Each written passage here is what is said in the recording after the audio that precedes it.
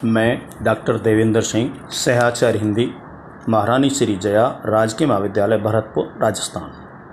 कक्षा स्नातकोत्तर उत्तरार्ध हिंदी। पंचम प्रश्न पत्र जयशंकर प्रसाद, पुस्तक कामायनी। आज का प्रकरण नवा सर्ग इड़ा। इस सर्ग में महाकवि जयशंकर प्रसाद ने गीतों की माला सजाई है। गीतों के अलग अलग होते हुए भी उसमें कथा के संदर्भ की एकतानता अंतर्निहित है। प्रत्येक गीत में किसी न किसी विशेष क्रिया, घटना अथवा स्मृति का उल्लेख पाया जाता है। मनु के बाह्य तथा आंतरिक द्वंद्व को स्पष्टतया अव्यक्त करने में सर्ग के गीत सर्वदा सफल हैं। यथा यह गीत देखें। स्थिर मुक्त प्रतिष्ठा में बैसी चाहता नहीं इस जीवन की, मैं तो अवाध गति मर्त सदृश हूँ चाह रहा अपने मन की। जो चूम चला जाता अगजग प्रतिपग में कंपन की तरंग, वह ज्वलनमयी वह ज्वलनशील गति में तरंग। अपने अहम स्वच्छंदता और भोगलिप्तता की तुष्टि के लिए मनु श्रद्धा का परित्याग कर भटकता हुआ सरस्वती नदी के किनारे एक उजड़ नगर में पहुंच जाता है। थका मनु रात की निस्तब्धता में जीवन के आदि अंत संबंधी रहस्य पर विचार करते हुए अपनी कल्पना से उत्तर देने का प्रयास करता है। वह सोचता है कि किसी रहस्यमय गुफा से यह जीवन आंधी की तरह चल पड़ा है। यह पंच महाभूतों से युक्त है। प्राणी सबसे डरता और डराता है। वह जन्म से निर्वाण और विनाश के लिए संघर्षरत है। यह जीवन तीर की तरह न जाने कहाँ जा रहा है। वह आगे सोचता है कि मैं इन हिम पहाड़ियों जैसे स्थिर और क्रियाहीन जीवन को स्वीकार नहीं कर सकता। मैं तो वायु और सूर्य की भांति गतिशील रहना चाहता हूँ। लेकिन मेरा जीवन इस वक्त ज्वलनशील पतझड़ के समान वास्तविकता से दूर तथा अकेला है। यह उजड़ा नगर अतीत की स्मृतियों के साथ ध्वस्त पड़ा है। उसे याद आता है कि यहीं देवासुर संग्राम हुआ था। असुर देहात्मवादी थे। शरीर सुख ही उनका चरम उद्देश्य था। देवता आत्मविश्वासी थे, लेकिन अहम और निर्वाह भोग के कारण अपने से इतर शक्ति पर विश्वास नहीं करते थे। इस तरह असुर अविद्या और सुर अस्मिता से विमूढ़ थे। इसलिए दोनों में भीषण युद्ध हुआ। सुर और असुर का यही द्वंद्व मुझे दुखी और अशांत बना रहा है। मैं आज स्वयं को श्रद्धा विहीन महसूस कर रहा हूँ। इस संज्ञाहीन अवस्था में उसे लगा कि कोई उससे कुछ कह रहा है। उसे आवाज़ सुनाई दी, मनु तुम श्रद्धा को गए भूल, उस पूर्ण आत्मविश्वासी को उड़ा दिया समझ तो। जो क्षण बीते सुख साधन में, उनको ही वास्तव लिया मान। वासना तृप्त ही स्वर्ग बनी, यह उल्टी मत का व्यर्थ ज्ञान। तुम भूल गए पुरुषत्व मोह में, कुछ सत्ता है नारी की, समरसता है संबंध बनी, अधिकार और अधिकारी की। आकाश को कपाती हुई इस वाणी की गूंज मनु के हृदय में कांटे की तरह चुभ गई और वह सचेत होकर कहने लगा, अरे यह वाणी तो उसी काम की जान पड़ती है जिसने मुझे भ्रम में डालकर मेरा सुख और शांति छीन ली है। मनु काम से पूछता है कि मैंने तुम्हारे कहने से श्रद्धा को अपनाया, फिर अब भी मैं संतुष्ट क्यों नहीं हो सका। काम ने उत्तर देते हुए कहा, मनु श्रद्धा ने तुम्हें अपना सर्वस्व दान कर दिया था, लेकिन तुमने केवल स्वार्थवश अज्ञानतावश शरीर रूपी विष को ही ग्रहण किया। तुमने आग की ज्वाला में से प्रकाश को ठुकराकर जलन को अपने जीवन का लक्ष्य बनाया। इस भावना से आगे तुम जिस राज्य की स्थापना करोगे वह तुम्हारे लिए शापमय होगा।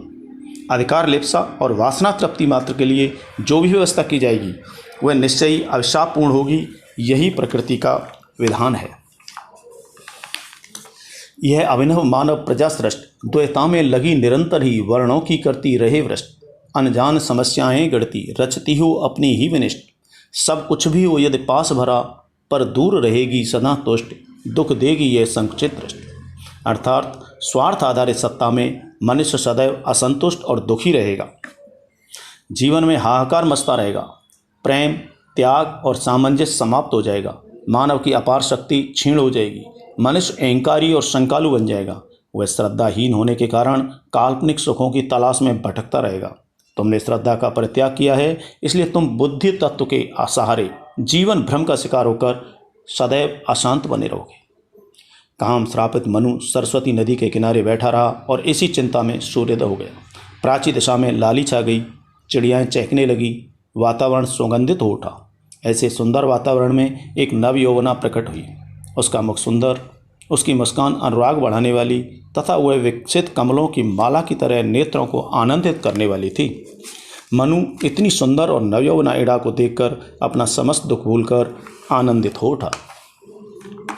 कवि ने इड़ा का वर्णन इस प्रकार किया है।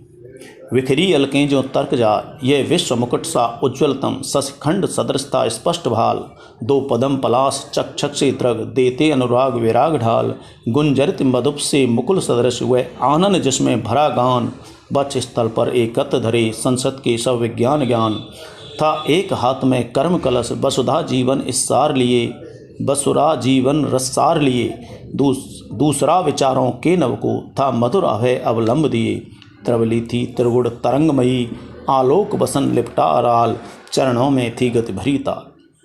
तर्क जाल, ज्ञान विज्ञान, कर्म विचार, गति ताल आदि के वर्णन से स्पष्ट है कि यह बुद्धि की प्रतीक इड़ा है, जो दया, माया, ममता आदि हार्दिक प्रवृत्तियों से पूरी तरह उलट है। अर्थात मनु को श्रद्धा के रूप में हार्दिक भावनाओं की प्राप्ति हुई थी, जिसे ठुकराकर अब वह बुद्धि के प्रतीक इड़ा की ओर आकर्षित हो चुका है। मनु अब इड़ा को पाने को आतुर हो उठा, लेकिन यहाँ भी वह अपने आप को दुखी बताकर इड़ा का प्यार प्राप्त करना चाहता है। उसके प्रत्युत्तर में इड़ा ने कहा, मेरे इस उजड़े सारस्वत प्रदेश में मनु तुम्हारा स्वागत है और मैं आशा करती हूँ कि तुम इस देश का पुनर्निर्माण कर सकोगे। यह संसार दुख से भरा है, लेकिन अपने दुखों को दूर करने के लिए हमें ईश्वर के भरोसे न रहकर स्वयं के बल पर भरोसा करना चाहिए। यह प्रकृति अत्यंत सुंदर है, इसमें भोग और ऐश्वर्य का खजाना भरा पड़ा है। तुम अपनी बुद्धि और कर्म के बल पर प्रकृति की शक्ति को हस्तगत कर इस संसार पर नियंत्रण कर इस जड़ संसार में भी चेतना उत्पन्न कर सकते हो और इस प्रकार तुम्हारी कीर्ति समस्त संसार में फैल जाएगी, इसमें कोई संदेह नहीं है। इड़ा के ये समस्त बातें श्रद्धाविहीन मनु के अनुकूल ही थी, इसलिए उसने इड़ा का प्रस्ताव स्वीकार कर लिया। वह इड़ा से उपकृत होकर कहता है, तुम इड़े उषासी आज यहाँ आई हो बन कितनी उदार, अवलंब छोड़कर औरों का जब बुद्धिवाद को अपनाया, मैं बढ़ा सहज तो स्वयं बुद्ध को मानो आज यहाँ पाया, मेरे विकल्प संकल्प बने जीवन हो कर्मों की पुकार, सुख साधन का हो खुला द्वार। इस प्रकार हम देखते हैं कि इस इड़ा सर्ग में प्रसाद जी ने भौतिकता, प्रकृति विजय की लालसा और बौद्धिक सुखवाद के उल्लेख द्वारा आधुनिक युग की मनोवृत्ति का परिचय दिया है। मनु और इड़ा ऐतिहासिक पात्र होते हुए भी आज के घोर भौतिकवादी नर नारी से साम्य स्थापित करने में समर्थ हैं। यह सर्ग कामायनी के उत्तरार्ध कथा का आरंभ कहा जा सकता है और इसलिए कथा विकास की दृष्टि से भी यह अत्यंत महत्वपूर्ण है। समाप्त।